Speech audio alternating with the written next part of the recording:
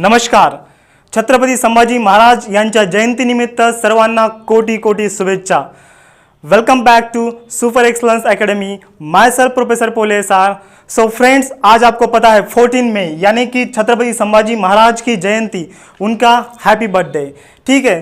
सो दोस्तों, इस अवसर पर आपको पता है पूरा जो हिस्ट्री पता है आपको संभाजी महाराज का एंड छत्रपति शिवाजी महाराज का. ठीक है. लेकिन दोस्तों, आज मैं आपको एक चीज़ बताना चाहता हूँ इस जयंती के अवसर पर. ठीक है. सो फ्रेंड्स, आपको पता है कि जब छत्रपति संभाजी महाराज 12 साल के थे तब उनको दोस्तों 14 भाषा आती थी. पूरी 14 languages he knows. At the age of 12 the Chhatrapati Sambhaji Maharaj knows the total languages that are the 14. मतलब कितनी लैंग्वेजेस थी? 14 languages at the age of 12. जब वो दोस्तों 12 साल के थे. सो 14 लैंग्वेजेस. सो यार, मैं सोच रहा था सुबह कि उन्होंने ये भाषाएं कैसे सीखी होंगी. अभी दोस्तों आप 12वीं के बच्चे हैं, आप 17 साल आपने पूरा कंप्लीट किया है और कुछ बच्चे करेंगे या फिर किसी बच्चे ने 18 साल कंप्लीट किया होगा. ठीक है. सो दोस्तों, आप 18 साल के 17 साल के हो गए हैं, लेकिन आपको भाषाएं कितनी आती है? सिर्फ 2 भाषा. एक आपकी जो मदर टंग है, मातृभाषा है मराठी, एंड जो आपकी जो नेशनल भाषा है, राष्ट्रभाषा है हिंदी. बहुत कम बच्चों को दोस्तों इंग्लिश आती है. ऐसा नहीं कि सब बच्चों को आती है, लेकिन बहुत कम बच्चों को आती है. और कुछ बच्चे सिर्फ इंग्लिश पढ़ना चाहते हैं लेकिन बोलना नहीं जानते. लेकिन दोस्तों, छत्रपति संभाजी महाराज को 14 लैंग्वेजेस आती थी जब ये 12 साल के थे. सो यार, हम कल्पना कर सकते हैं. हमने दोस्तों फिजिक्स में एनालॉगस क्वांटिटी सीखा. आपने बोला कि सर यार आपने पढ़ा यार हमने सीख लिया. ठीक है यार, मैंने पढ़ा आपने सीख लिया. आसान बात थी. ठीक है. और आसान चीज़ थी, आपने सीख ली. लेकिन दोस्तों, एनालॉगस क्वांटिटी या फिर जो एनालॉजी होता है उसका जो रियल मीनिंग क्या होता है. जैसा कि लीनियर मोशन में लीनियर वेलोसिटी होता है, वैसा ही दोस्तों रोटेशनल मोशन में एंगुलर वेलोसिटी होता है. मतलब लीनियर मोशन में यहाँ पर दोस्तों लीनियर वेलोसिटी होता है एंड रोटेशनल मोशन में क्या होता है? एंगुलर वेलोसिटी होता है. यहाँ पर दोस्तों लीनियर डिस्प्लेसमेंट होता है, यहाँ पर एंगुलर डिस्प्लेसमेंट होता है. ये दोस्तों हमने एनालॉगस क्वांटिटी सीखा है फिजिक्स में. ठीक है. लेकिन दोस्तों, क्या ये छत्रपति संभाजी महाराज की जो एनालॉजी है, ये एनालॉजी हम यूज़ कर सकते हैं? यस, जी हाँ दोस्तों, हम यूज़ कर सकते हैं. सो छत्रपति संभाजी महाराज ने दोस्तों 12 साल की उम्र में उन्होंने 14 लैंग्वेजेस कैसे सीखी होंगे यार. क्या मेथोडोलॉजी उन्होंने अप्लाई की होंगी, मतलब प्रैक्टिस कैसे की होंगी. दोस्तों, उन्होंने कुछ रट्टा मारा नहीं. हम दोस्तों बचपन से फर्स्ट स्टैंडर्ड से हम इंग्लिश का रट्टा मारते मारते आ रहे हैं. लेकिन अभी दोस्तों 12 साल हो चुके हैं, हम 12 साल से इंग्लिश सीख रहे हैं, लेकिन अभी भी दोस्तों हम इंग्लिश बोल नहीं पा रहे. क्यों बोल नहीं पा रहे हम इंग्लिश? दोस्तों, हम जो मेथड यूज़ कर रहे हैं वो मेथड हम परफेक्ट या फिर राइट वाला मेथड नहीं यूज़ कर रहे. हम कुछ ना कुछ गलत मेथड यूज़ कर रहे हैं. उसकी वजह से हम पूरा first standard to 12th standard अभी हम टोटल मतलब जो हमारे लाइफ के दोस्तों 12 साल इसमें हमने डाल दिए. इंग्लिश सीखना है from the first standard to the 12th standard we are learning the English. But till now we are not know the fluent English and we are not speaking the fluent English. Why the fluency is not here?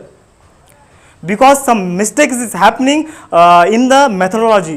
क्योंकि दोस्तों हम जो method use कर रहे हैं English spoken का, हम method wrong use कर रहे हैं. छत्रपति संभाजी महाराज ने यार आप कल्पना कीजिए कैसे सीखी होंगी 14 लैंग्वेज. और सिर्फ हम एक लैंग्वेज नहीं सीख पा रहे, इंग्लिश लैंग्वेज नहीं सीख पा रहे. छत्रपति संभाजी महाराज को इंग्लिश लैंग्वेज आता था, पाली आता था, हिब्रू आता था, मराठी तो आता ही था, हिंदी आता था, गुजराती आता था, तमिल, तेलुगु, कन्नड़, ऐसे पूरे 14 लैंग्वेजेस आते थे. लेकिन हमें सिर्फ मराठी आता है, हिंदी आता है, इंग्लिश सिर्फ पढ़ना जानते हैं, इंग्लिश हमें बोलना नहीं आता है. तो दोस्तों मेथोडोलॉजी क्या है?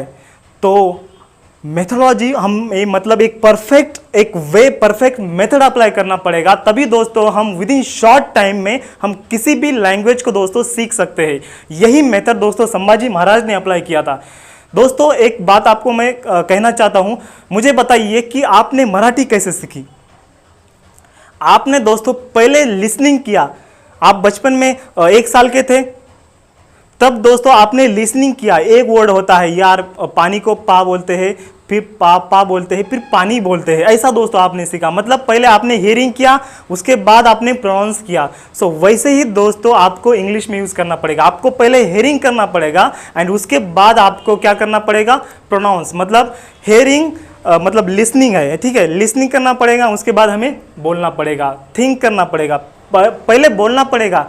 ठीक है, हम गलत बोल रहे हैं या फिर सही बोल रहे हैं ये मायने नहीं रखता, लेकिन हमें बोलना पड़ेगा और उसके बाद हम थिंक करेंगे कि यार हम सही बोल रहे हैं या गलत बोल रहे हैं। ठीक है, मतलब listening then speaking and then thinking, ये दोस्तों सही मेथड है इंग्लिश सीखने का।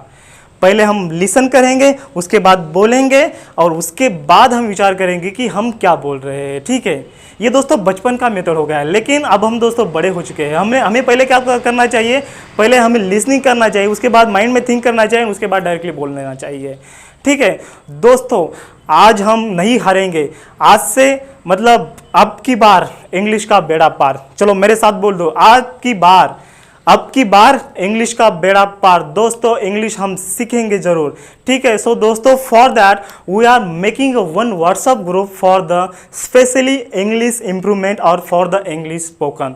सो दोस्तों आपके लिए हमने एक इंग्लिश स्पोकन का ग्रुप बनाया है और जी इस ग्रुप का लिंक दोस्तों मैंने डिस्क्रिप्शन बॉक्स में दे रखा है। ठीक है, सो दोस्तों यही छत्रपति संभाजी महाराज को जन्मदिन की शुभकामनाएं होंगी। ठीक है, और आपको भी होगी दोस्तों, क्योंकि छत्रपति संभाजी महाराज को जब दोस्तों खुशी कब होगी, जब हम कुछ अच्छा काम करेंगे, हम हमारे देश के लिए, हमारे स्वराज के लिए, हमारे मातृभूमि के लिए कुछ अच्छा काम करेंगे। सो दोस्तों हमें इंग्लिश क्यों सीखनी चाहिए, क्योंकि ये इंटरनेशनल लैंग्वेज है। अगर हमें इंग्लिश अगर पता चल गई तो इंटरनेशनल में क्या क्या चल रहा है हमें पता चलेगा। और दोस्तों इस इंग्लिश लैंग्वेज के बदौलत हम दोस्तों हमारे देश को हम ज़रूर दोस्तों आगे ले जा सकते हैं। ठीक है, और दोस्तों हमारे पर्सनल के लिए भी हमें इंग्लिश सीखना है। ठीक है, उसके लिए दोस्तों मैंने व्हाट्सएप ग्रुप बनाया है, उसका लिंक डिस्क्रिप्शन बॉक्स में दे रखा है। उसको ज्वाइन हो जाइए और इंग्लिश सीखना ज़रूर है। ठीक है, बोलो और एक बार, आपकी बार इंग्लिश का बेड़ा पार, अब की बार इंग्लिश का बेड़ा पार। ठीक है, दोस्तों हम जरूर सीखेंगे इंग्लिश। तो ठीक है, once again the Chhatrapati Sambhaji Maharaj के जयंती के अवसर पर दोस्तों आपको कोटि कोटि शुभकामनाएं। एक नया संकल्प लीजिए और कुछ ना कुछ बनने का जज्बा जो आपके अंदर है दोस्तों, एक एक स्टेप आगे डालते रहिए और आपका जो ध्येय है, आपका जो लक्ष्य है, इस लक्ष्य की ओर एक एक स्टेप ऐसे बढ़ते रहिए। ठीक है, दोस्तों आज का जो हमारा लेक्चर है, जो कि हमने चैप्टर दोस्तों स्टार्ट किया है मैकेनिकल प्रॉपर्टीज ऑफ फ्लूइड, दोस्तों हमारा 7th लेक्चर है। ठीक है, दोस्तों 6th लेक्चर में हमने क्या पढ़ा था, ओके 6th लेक्चर में हमने क्या पढ़ा था friends, what is mean by surface tension, what is mean by surface energy and the concept of surface tension on the basis of molecular theory. ये दोस्तों हमने लेक्चर नंबर 6 में पढ़ा था। Okay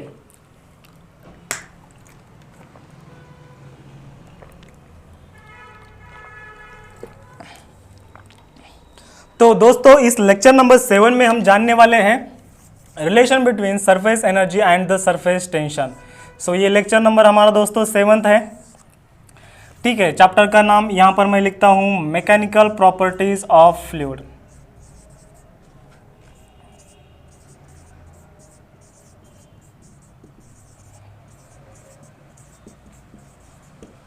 mechanical properties of fluid. दोस्तों एक 2-3 बच्चे ने मुझे व्हाट्सएप पर क्वेश्चन किया था, सर जो सरफेस फिल्म आपने बताया था कॉन्सेप्ट सरफेस फिल्म का, हमें सरफेस फिल्म नहीं समझा है, एक बार प्लीज़ रिपीट करवा दो। ठीक है, कुछ नहीं बच्चों, मैं आपको रिपीट करवा देता हूँ इस लेक्चर में। ओके, सरफेस फिल्म क्या होता है। ओके, ये दोस्तों कंटेनर है, ये वेसल है और इस वेसल में मैंने लिक्विड को दोस्तों फिल किया है। ठीक है, दोस्तों सरफेस फिल्म क्या होता है, देखो इस वाटर के सरफेस पे दोस्तों मॉलिक्यूल होंगे। ओके, हाँ यार होंगे, और जो मॉलिक्यूल एयर के एंड वाटर के कांटेक्ट में इक्वली आ रहे हैं, मतलब जो इसका मॉलिक्यूल का जो हाफ पोर्शन है एयर के कांटेक्ट में है एंड ये जो हाफ पोर्शन है वो वाटर के कांटेक्ट में है। ठीक है, ये जो दोस्तों मॉलिक्यूल का मॉलिक्यूल का जो स्फीयर ऑफ इन्फ्लुएंस होता है, स्फीयर ऑफ इन्फ्लुएंस मतलब क्या होता है, जिस स्फीयर में या फिर जिस लिमिट तक मॉलिकुलर फोर्सेस एक्ट्स होते हैं। ठीक है, अभी दोस्तों ये मॉलिक्यूल है, ये मॉलिक्यूल है, ये मॉलिक्यूल क्या करेंगे, एक दूसरे को दोस्तों अट्रैक्ट करेंगे, लेकिन इसका दोस्तों रेंज यहाँ तक ही है, इसका दोस्तों कुछ ना कुछ लिमिट होगा। सो इसका अगर डिस्टेंस ज़्यादा है तो एक दूसरे को अट्रैक्ट नहीं करेंगे। सो इसका रेंज दोस्तों यहाँ तक ख़त्म हो जाता है। सो जिस बाउंड्री तक उसका लेयर ख़त्म हो जाता है, उस बाउंड्री को अगर हमने सर्कल ड्रॉ किया, सो उस सर्कल को हम क्या बोलते हैं दोस्तों, उस स्फीयर को हम क्या बोलते हैं, sphere of influence. Okay, so दोस्तों ये मॉलिक्यूल का ये स्फीयर ऑफ इन्फ्लुएंस है। ठीक है, सो दोस्तों इसका जो रेडियस है, जो इसका जो हाफ पोर्शन है, जो पोर्शन दोस्तों लिक्विड में डूबा हुआ है, सो इसका जो हाफ पोर्शन लिक्विड में डूबा है, सो इतना अगर थिकनेस का अगर हमने सरफेस कंसीडर किया, सो उस सरफेस को हम बोलते हैं दोस्तों surface film. What is the surface film? It is the layer of liquid having the thickness equal to the radius of sphere of influence. मतलब स्फीयर ऑफ इन्फ्लुएंस का जो रेडियस होता है, उसका रेडियस और इसका दोस्तों थिकनेस क्या होता है, सेम होता है, उसको हम क्या बोलते हैं, सरफेस फिल्म बोलते हैं। तो यहाँ पर दोस्तों सरफेस फिल्म कौन सा है, x y x dash y dash. तो x x dash y y dash, ये जो थिकनेस का सरफेस है, इसको हम क्या बोलेंगे, सरफेस फिल्म बोलेंगे। ठीक है, सो इंग्लिश में इसको हम कैसे कन्वर्ट कर सकते हैं, it is the layer, it is the upper layer of the liquid और the fluid having the thickness equal to the radius of a sphere of influence is called as the surface film। ठीक है दोस्तों, आपको पता चल गया surface film क्या है। Okay, so today we are going to start the relation between the surface tension and the surface energy। so write down the question।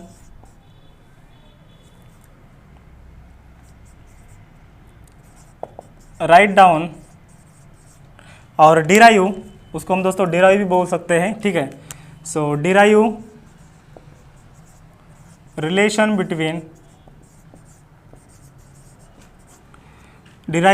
Between surface tension and surface energy, surface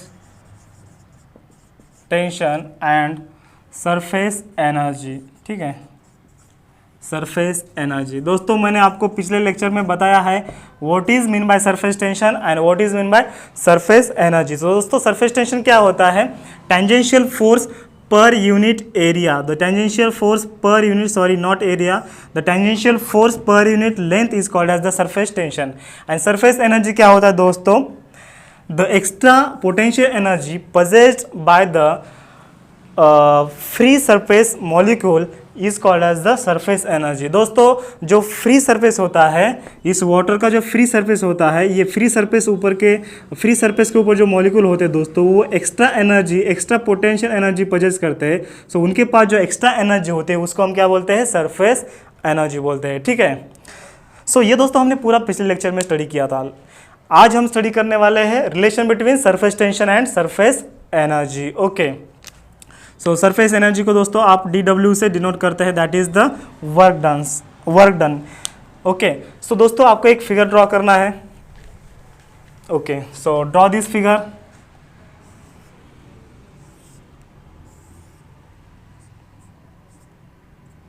P dash P S dash S,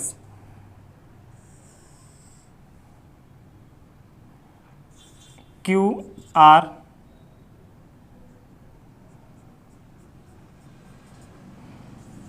Q dash R dash। okay, so this having the length L,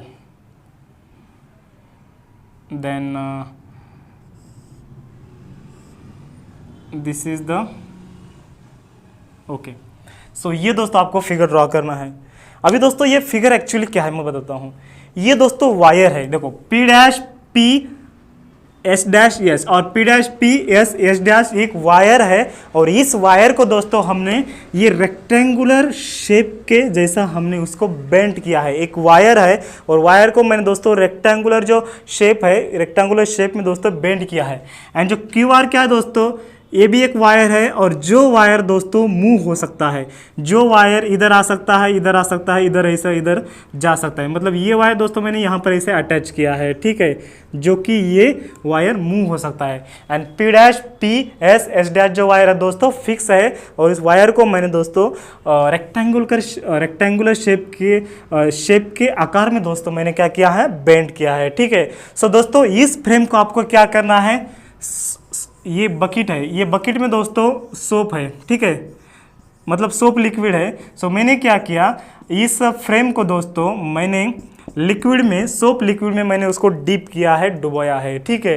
then उसको दोस्तों जब मैं बाहर निकालूंगा, ठीक है, सो मैंने इसको डुबा दिया। सो उसके बाद इसको मैं इस बकेट को हटा दूंगा एंड इस फ्रेम को दोस्तों मैं बाहर निकालूंगा। देन उसके बाद क्या होगा दोस्तों, ये जो लेयर है, ये PQSR, ये जो लेयर है दोस्तों, इस लेयर के अंदर एक फिल्म, ये जो एरिया है दोस्तों पूरा ऐसे भर जाएगा, और ये फिल्म इसके अंदर दोस्तों क्रिएट होंगी। फिल्म मतलब क्या है, एक ऐसे मतलब एक वेरी थिन ऐसा लेयर होता है, पानी का एक वेरी थिन पर्दा होता है, लेयर होता है, और ये लेयर दोस्तों PQSR में एक्ट होता है, ठीक है। क्यों इधर ही एक्ट होता है, इधर क्यों नहीं होता है, क्योंकि यहाँ से दोस्तों बाउंड्री क्लोज है, ठीक है।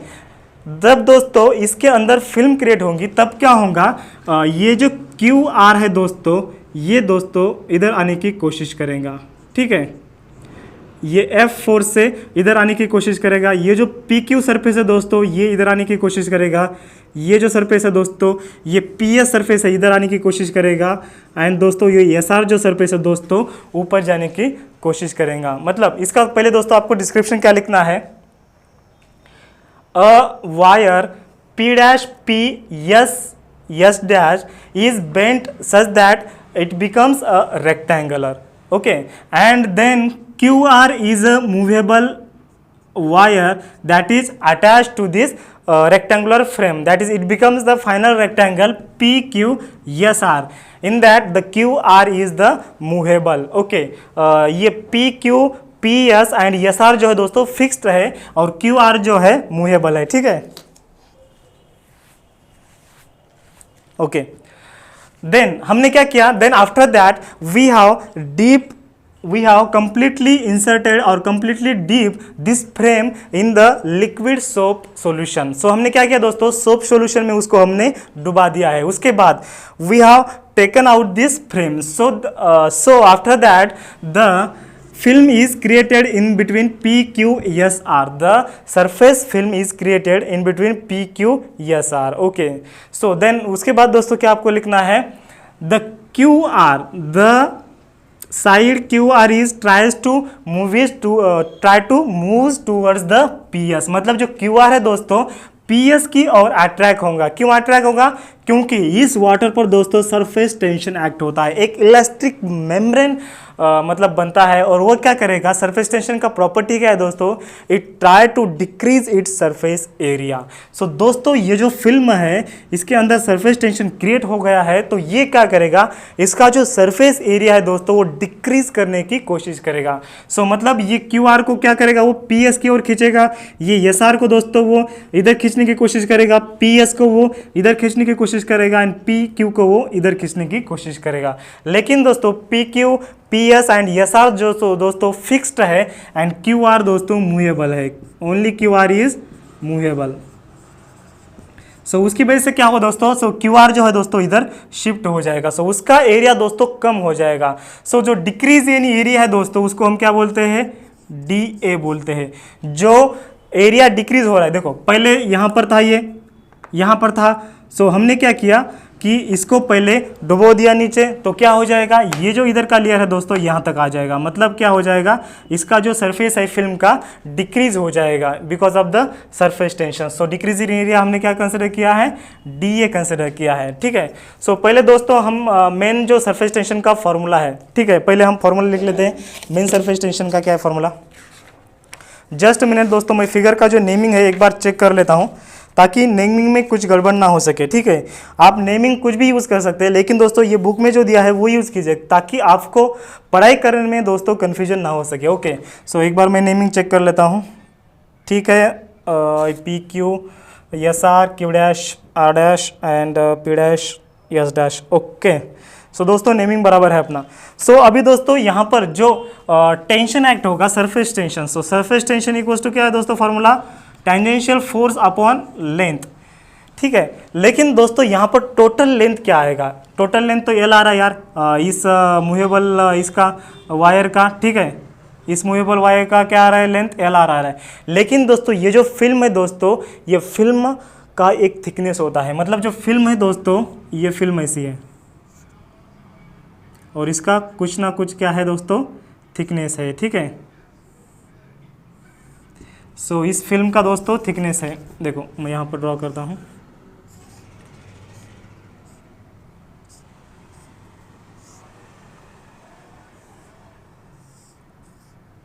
ये फिल्म है दोस्तों, फिल्म का कुछ ना कुछ थिकनेस है, मतलब अपर साइड का जो लेंथ है एल है एंड लोअर साइड का लेंथ एल है। तो क्या आएगा दोस्तों यहाँ पर, क्या आएगा, जो टोटल लेंथ है दोस्तों 2l आएगा। Because y 2l, because upper side length plus lower side length. So मैं इधर लिखता हूँ upper side length of film, length of film plus lower side length of film. ठीक है, lower side length of film. So दोस्तों आपको पता चल गया ये 2l क्यों आ गया, क्योंकि ये जो फिल्म का कुछ ना कुछ थिकनेस होता है। सो फिल्म में दोस्तों टोटल लेंथ क्या हो गया, अपर का l हो गया एंड लोअर का l, मतलब l प्लस l क्या होता है, 2l होता है। सो उसकी वजह से यहाँ पर आ गया दोस्तों 2l। सो दोस्तों जो टेंजेंशियल फोर्स एक्ट होता है, सो F इक्वल्स टू क्या एक्ट हो गया, T into 2l। So F equals to, F is the tangential force, that is the pulling force. Okay, so F equals to क्या आ गया कि फ्रेंड्स, T इंटू 2l आ गया है। ठीक है, सो 2l क्यों आ गया, इसको लिख लीजिए, upper side length of film plus lower side length of film. Okay, then उसके बाद ये दोस्तों फिल्म है, इसका आपको डायग्राम जरूरी नहीं, लेकिन समझने के लिए मैंने ड्रॉ किया है। ठीक है, अभी दोस्तों हम क्या करेंगे, ये जो QR है, QR को दोस्तों हम इधर पुश करेंगे। क्यों पुश करेंगे, क्योंकि जो हमारा जो पहला एरिया था दोस्तों, पहला एरिया हम रिकवर करेंगे।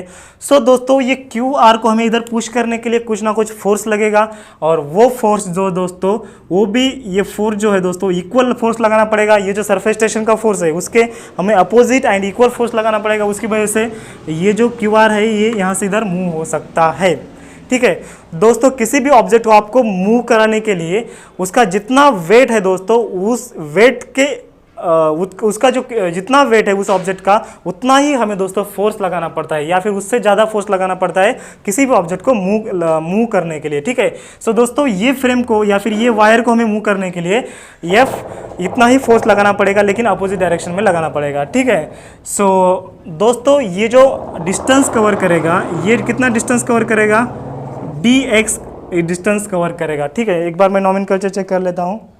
ठीक है, ओके, ये जो डिस्टेंस कवर करेगा, कितना डिस्टेंस करेगा, ये फोर्स dx इतना मतलब डिस्टेंस कवर करेगा। जब दोस्तों यहाँ से जो ये मूवेबल जो ये है वायर है, यहाँ से ये यहाँ तक जाएगा, तब क्या होगा, उसके ऊपर दोस्तों वर्क डन होगा, मतलब कुछ ना कुछ काम होगा, मतलब कुछ ना कुछ हमने काम किया, मतलब वर्क हो गया। सो वो वर्क का दोस्तों फॉर्मूला क्या आएगा, dw equals to, work equals to आपको दोस्तों पता है force into change in distance. So दोस्तों पहले डिस्टेंस यहाँ पर x था, सो ये दोस्तों टोटल डिस्टेंस dx चेंज हो गया है। सो क्या आएगा, dw equals to f into dx, और ये f डैश फोर्स जो है दोस्तों अपोजिट वाला हमने फोर्स लगाया है f डैश, और ये फोर्स f है और ये फोर्स दोस्तों है f डैश। ठीक है, so f dash into dx, so f dash and f equal होते हैं, so f dash is equals to f। So f की जगह पर मैं दोस्तों ये पुट करता हूँ t into 2l into dx। Okay, since F equals to F dash आ गया। ठीक है, देन उसके बाद okay, so dw equals to दोस्तों 2l इंटू dx क्या होता है, देखो ये फिल्म है दोस्तों, यहाँ पर देखो ये dx है, ये ऊपरी वाला जो हिस्सा है, ऊपरी वाला जो दोस्तों हिस्सा है वो क्या है, L है, एंड निचला जो हिस्सा है वो क्या है, L है। सो 2L, सो क्या होगा फ्रेंड्स, 2L इंटू dx क्या होता है, it is nothing but the surface area.